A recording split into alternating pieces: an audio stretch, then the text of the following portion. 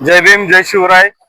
आज आम्ही रयत क्रांती जनरल कामगार संघटनेच्या वतीनं सातारा जिल्हाधिकारी कार्यालयाच्या इथं सातारा नगरपालिकेचे कंत्राटी कामगार यांना मागचे 4 महिने 5 महिने ठेकेदार पगारच देत नाही, पीएफ भरत नाही, SIC देत नाही आणि ज्या काही कामगार सुविधा कामगार कायद्यान्वये कंत्राटी कामगारांचं जे काही करारनामा झालेला आहे ठेकेदार नगरपालिकेच्या यांच्या माध्यमातून त्या करारनाम्यानुसार ज्या सुविधा मिळाल्या पाहिजे तो ठेकेदार देत नाही।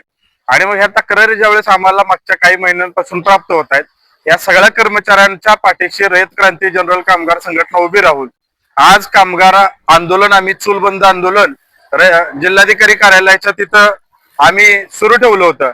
आणि हे आंदोलन सुरू असताना सातारा नगरपालिका आणि आंदोलनाची तात्काळ गंभीर दखल घेत संबंधित ठेकेदारांवरती तात्काळ कारवाई करण्याचं आश्वासन आम्हाला दिलेलं आहे।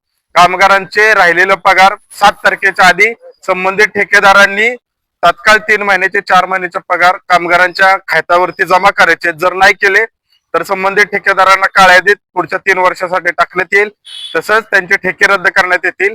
आणि ह्या कर्मचाऱ्यांच्या पगाराची जबाबदारी सातारा शहराच्या नगरपालिकेच्या कंत्राटी कामगार ज्या ज्या ठेक्यांवर काम करतात त्या सगळ्या कामगारांच्या कंत्राटी कामगारांच्या आस्थापनेतले असतील, झाडलोट करणारे असतील, घंटागाडीवाले असतील, सगळेच या सगळ्या कामगारांच्या पगाराची जबाबदारी जर एखाद्या ठेकेदाराचा ठेका रद्द झाला, जसं आता ह्या कामगारांचा मागच्या 4 महिन्याचा पगाराचा विषय आहे, तर त्यांची जबाबदारी नगरपालिका घेणार आहे त्या ठेकेदाराचा ठेका रद्द करून। त्यामुळे 5-6-7 दिवस त्या ठेकेदाराला वेळ दिलेला आहे। आमची विनंती आहे, आमचं काय ठेकेदाराबरोबर काम पण ठेकेदारांना पण राहील आणि त्याच्या जे काही कामगार कायद्यानुसार न्याय मागण्या आहेत त्याचं काय त्याला जे द्यायचंय ते त्याला कायद्यानुसार देणं ठेकेदाराची पण जबाबदारी आहे।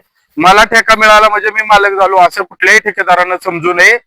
शेवटी कामगार कायदे आहेत, तिथं एक लोकशाही संविधानाचं राज्य आहे आणि मग कायद्यानं जे काय करायचं ते होईल। त्यामुळे आजचं चूलबंद आंदोलन आम्हाला नगराध्यक्ष आणि मुख्याधिकारी यांनी आश्वासन दिले, लेखी पत्र दिलंय आणि जर 7 दिवसात कारवाई झाली नाही, कामगारांचे पगार जमा झाले नाहीत तर ठेकेदारांना काळ्या यादीत टाकलं जाईल। जर हे झालं नाही तर आम्ही तात्पुरतं आंदोलन स्थगित केलंय, जर झालं नाही तर मात्र आम्हाला तीव्र आंदोलन करावं लागेल। याची नोंद संबंधित ठेकेदार सर्व आणि नगरपालिका प्रशासन यांनी पुन्हा एकदा घ्यावी। आजचं आंदोलन चूलबंद आंदोलन आम्ही तात्पुरतं स्थगित करीत आहोत। आमच्या कामगारांच्या लढ्याला मिळालेलं हे यश आहे आणि यश आमच्या कामगारांचं आहे, रयत क्रांती जनरल कामगार संघटनेचा आहे। कामगार एकजुटीचा, कामगार एकजुटीचा, डॉक्टर बाबासाहेब आंबेडकरांचा, लोकशाहीर अण्णाभाऊ साठेंचा, कामगार एकजुटीचा।